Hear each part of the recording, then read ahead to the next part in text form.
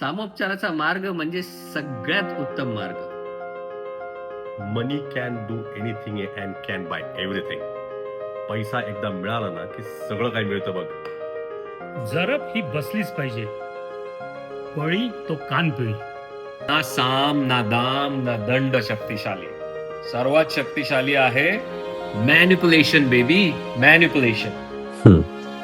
तत्व म्हणे. तत्व कसली? ही आहेत आपणच आपल्या सोयीनुसार स्वतःला लावून घेतलेली बंधनं. कधी अहंकारातून घडलेली, कधी अनुभवातून आलेली, तर कधी साम दाम दंडभेद सारखी आपल्याला नुसती शिकवलेली.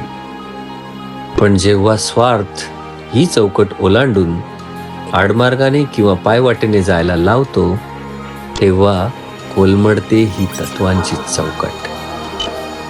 आणि शेवटी उरतो तो फक्त व्यवहार.